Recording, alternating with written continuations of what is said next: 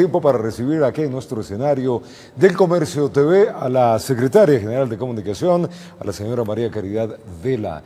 Señora Secretaria, buenos días, día frío, ¿no? Espero que esté bien.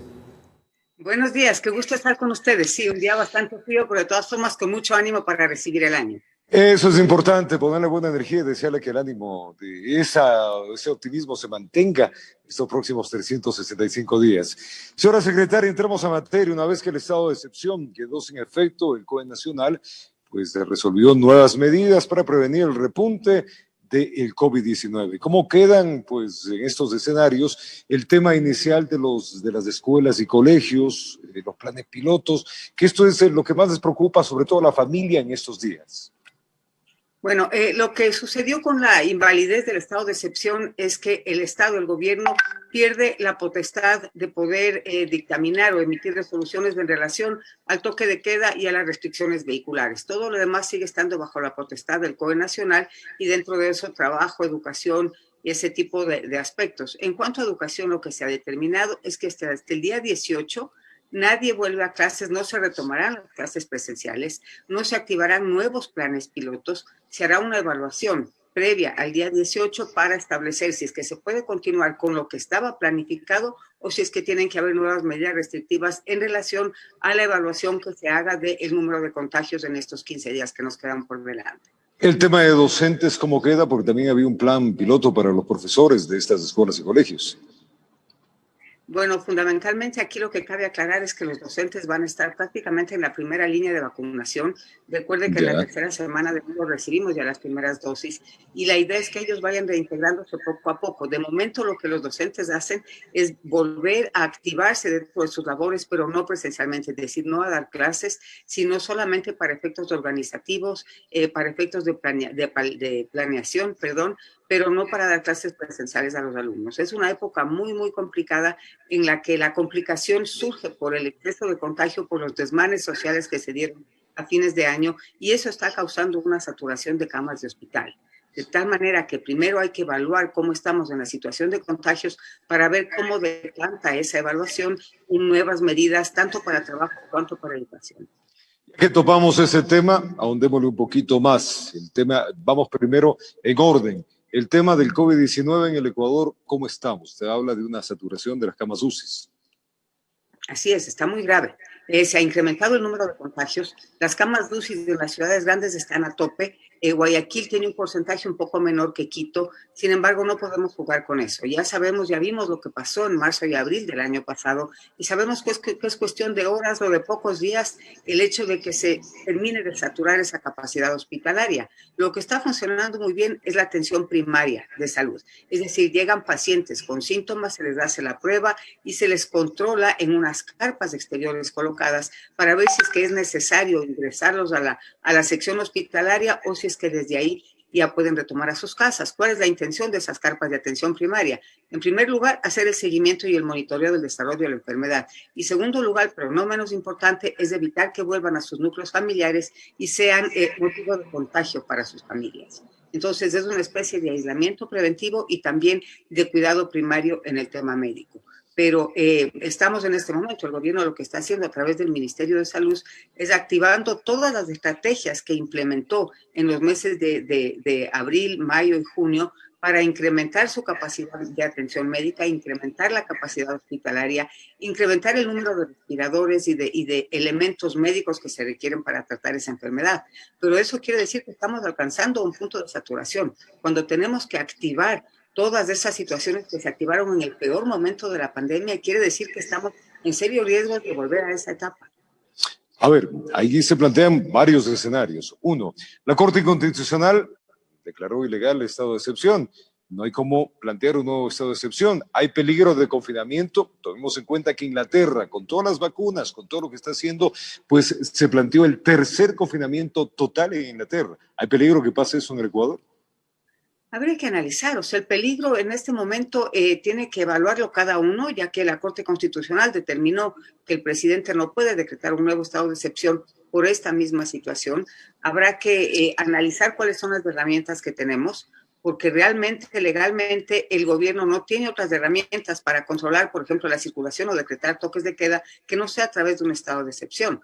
Ahora, entiendo yo que el espíritu de esa negativa de la Corte Constitucional se debe a un análisis fundamentado exclusivamente en la letra escrita, no en un análisis objetivo de la situación que estamos enfrentando.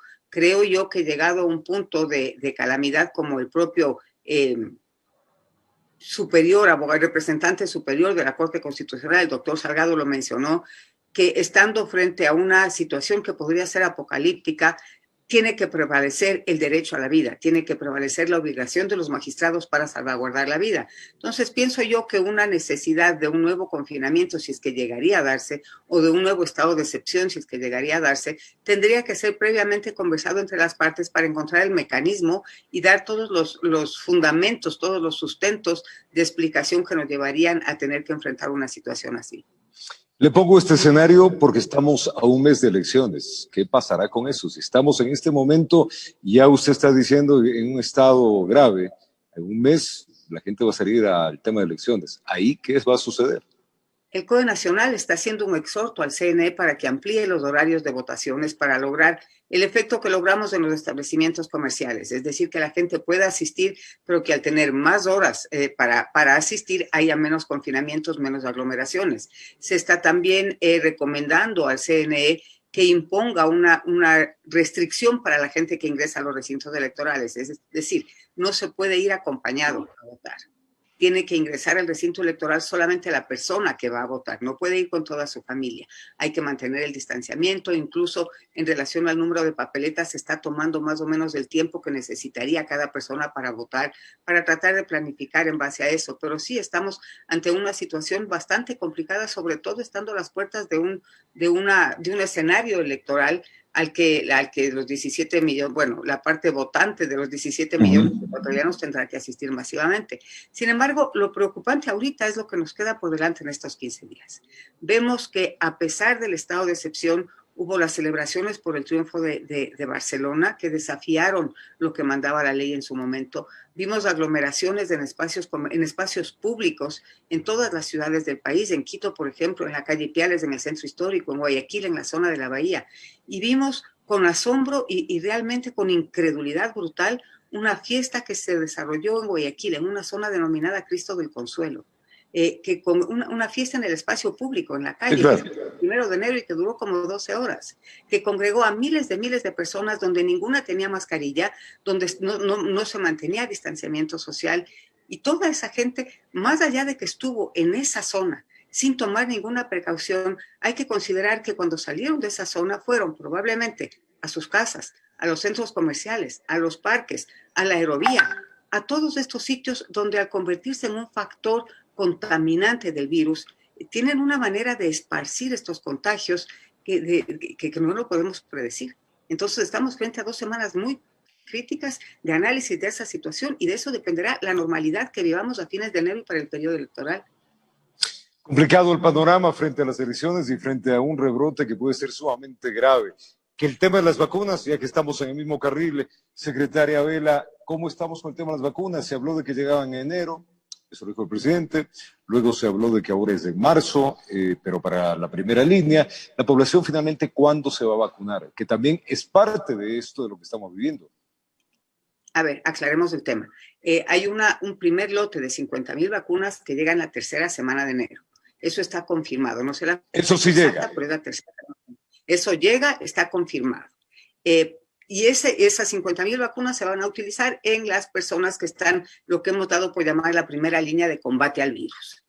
En marzo llegan 2 millones de vacunas adicionales de la casa fabricante Pfizer.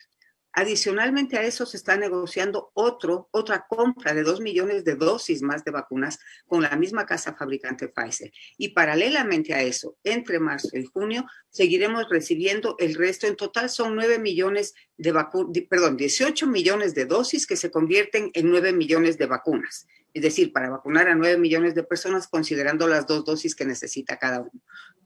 La llegada de esas vacunas va a suceder entre la tercera semana de enero y fines de junio. Ahí vamos a tener todas las vacunas acá y el proceso de vacunación se hará a través de un despliegue a nivel nacional que está siendo coordinado por el Ministerio de Salud Pública con apoyo de la empresa privada. Necesitamos que el gobierno tenga esta coordinación con empresa privada para conjuntamente poder establecer los mecanismos de distribución, de aplicación de las vacunas, de trazabilidad de las vacunas y de seguimiento a los pacientes vacunados. Deberíamos estar en capacidad de este año terminar de vacunar a gran parte de la población con las 2 dosis que hemos comprado ya. Ok, eso para aclarar porque realmente las informaciones eran confusas de un lado y de otro lado. Con este mismo escenario, el teletrabajo, los funcionarios públicos, ¿cómo queda? Y el exhorto a los privados. Pues el exhorto a los privados es que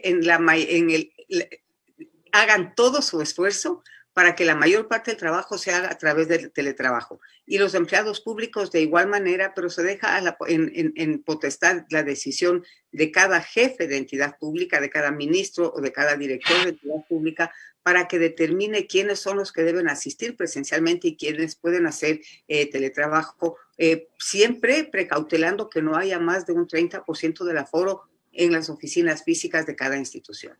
Vamos a los otros escenarios también, secretaria Vela, en el caso de bares, discotecas, centros de diversión, centros de tolerancia y espectáculos, viendo estos mismos escenarios que estamos analizando, ¿cuándo se van a reactivar? ¿Se pueden reactivar? ¿Cómo está el resultado de esto? El COE Nacional lamentablemente perdió competencia sobre esas regulaciones. En el momento en el que el estado de excepción dejó de estar vigente, esa responsabilidad se traslada a los COEs cantonales, quienes son los llamados a establecer las medidas en relación al análisis que hagan de sus propios territorios. Lo que hace el COE Nacional es exhortar y recomendar a los COEs cantonales en relación a las estadísticas que tiene. Pero estas estadísticas son compartidas con los COEs cantonales, de tal manera que ellos palpan la misma realidad y son tan detalladas como que van por cantón, por provincia, por ciudad, y en ese sentido cada uno de los alcaldes de los diferentes cantones tiene que tomar la decisión de cómo se regula, y estamos viendo que algunos se han pronunciado ya con situaciones que consideramos, analizando lo que podría ser un desenlace en estas 2 próximas semanas, a consecuencia de las semanas anteriores, pensamos que lo están tomando un poquito a la ligera, que no se puede permitir un aforo, por ejemplo, del 75% en restaurantes y bares, como está sucediendo en San Borondón, según ha dicho el alcalde, pero ya eso será responsabilidad de cada uno de los alcaldes. En el tema de las fronteras, todo está encauzado en lo mismo que estamos hablando, tema de las fronteras. ¿Y por qué pongo las fronteras, secretaria Vela? ¿Hay ya registros de la variante del COVID-19 en el país? ¿Perdón? ¿Hay registros de qué? Si hay un registro de la variante del COVID inglesa que ha llegado al país, o todavía no hay ningún registro. No hay ningún registro. En relación a eso es importante mencionar que se está haciendo, tenemos laboratorios nuevamente con apoyo de la empresa, de las universidades privadas, para establecer los estudios genómicos de las variantes del virus que estamos encontrando acá. Al momento en Ecuador hay 25 variaciones de este virus, hay 25 mutaciones de este virus que se mantienen dentro del mismo ámbito de COVID-19, pero que ya van presentando mutaciones. Sin embargo, no se ha detectado todavía que este virus, esta mutación que se descubrió en el Reino Unido, haya llegado a Ecuador. ¿Las fronteras de Ecuador, cuáles son las abiertas y las cerradas? Pues la gente que está ingresando a través de los aeropuertos internacionales, perdón, es una gripe común lo que tengo, nada más.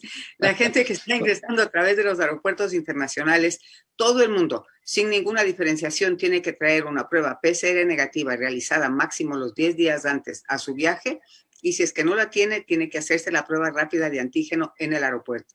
Si es que esa prueba rápida es negativa, el viajero podrá salir libremente a la ciudad.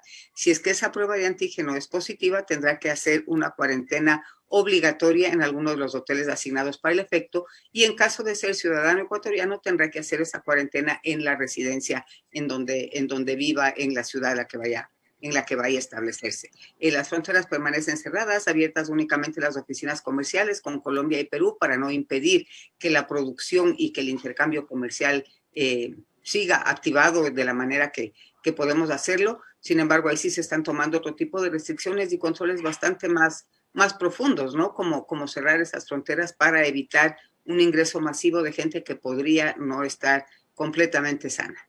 ¿Recomendaciones varias a la población? Gracias por esto, porque realmente yo pienso que es muy importante que la población esté consciente de que una vez que el Estado no puede aplicar un estado de emergencia, lo que corresponde aquí es llamar a la conciencia ciudadana. No hay autoridad en el mundo y no hay autoridad posible en Ecuador que pueda ejercer la voluntad necesaria si es que no hay conciencia ciudadana. Hemos visto lo que ha sucedido en las 2 semanas anteriores a pesar del estado de excepción. Ahora, sin estado de excepción, lo único que puede sacar adelante al país y salvar vidas es la conciencia ciudadana. En ese sentido, mientras no llega la vacuna, la única vacuna de la que disponemos es usar mascarilla, mantener el distanciamiento social, evitar las aglomeraciones, es decir, no salir si no es necesaria la salida, tener muchísima precaución con nuestra higiene personal, sobre todo el lavado y desinfección de manos, y tener controles, tomarnos la temperatura constantemente para que a la primera señal de alerta podamos acudir a un centro médico y tener un tratamiento inicial. Esta atención primaria es fundamental para evitar que la enfermedad pueda llevarnos a una situación crítica. Pero lo que tenemos que estar absolutamente conscientes es que no hay autoridad que pueda ejercer ninguna fuerza si es que no se cuenta con la colaboración y la conciencia ciudadana. Tenemos que proteger lo más importante y lo más valioso que tenemos, y eso es la vida. Secretaria Vela, no podemos abstraernos de hacerle varias preguntas políticas. Desde el punto de vista del gobierno, ¿cómo mira las elecciones que están por venir? Pues con bastante independencia y parados en la vereda de enfrente, ¿no? Cada uno de los que estamos en el gobierno tenemos nuestra opinión personal en relación a las próximas elecciones. Sin embargo, como gobierno no tenemos candidato, no nos pronunciamos y lo que hacemos es apoyar de la manera que sea necesario para que el proceso electoral se dé con absoluta transparencia. El presidente fue muy enfático la semana pasada, hizo un llamado, de hecho, a las autoridades electorales pidiéndoles que limen asperezas porque el Ecuador se merece que se le garantice un espacio pulcro para acudir a sufragar y para garantizar que las elecciones y sobre todo los resultados de las elecciones tengan absoluta transparencia. El presidente ha dicho que el 24 de mayo él entregará la presidencia a su sucesor y en relación a eso pues estamos actuando ya en una última etapa de este gobierno. ¿Cómo está el tema de los pagos a los proveedores del Estado, el tema de las municipalidades? Hay también ingente y urgencia de que lleguen dineros. Mejorando, afortunadamente, precisamente con el último desembolso del Fondo Monetario que se dio la semana anterior, la última del año pasado, nos hemos puesto al día en varios pagos a proveedores. De hecho, mañana vamos a tener un evento en relación a eso y también estamos poniéndonos al día con los pagos a las municipalidades, a todos los GATS. Nos ha costado muchísimo porque el año pasado fue un año que ya venía arrastrando una crisis económica y esa crisis se ahondó tremendamente con la baja de precios del petróleo, la rotura de los oleoductos, el mismo confinamiento por la pandemia que redujo los ingresos tributarios que son pues la fuente de alimentación de la caja fiscal. Entonces enfrentamos situaciones muy complicadas, pero yo creo que las estamos superando y a este punto lo que queda es agradecer a esos acreedores por la paciencia que han tenido. En algunos casos no ha habido tanta paciencia, pero de todas formas hemos escuchado todos sus reclamos, dándoles absolutamente la razón, porque el pago a proveedores no es algo que en este momento hay que agradecer, sino que es algo pendiente que tenía el Estado y que está cumpliendo afortunadamente, pero estamos por buen camino. Vemos con optimismo este 2021 en el sentido de que con estos flujos que están llegando y si es que logramos controlar la pandemia y podemos terminar de reactivar la economía, vamos a estar en mejores condiciones. Secretaria Vela, desearle que mejore esa gripe, que la semana sea positiva y que tenga un gran año, que las cosas por lo menos tengan luz en el camino. Muchísimas gracias. Lo mismo para todos ustedes, que este año nos traiga varios motivos para sonreír y ojalá sin mascarilla. Gracias, la secretaria María Caridad Vela, secretaria general de Comunicación, topando varios temas acá en la mañana, en la edición de la mañana de Comercio TV. Hacemos una pausa y venimos con más.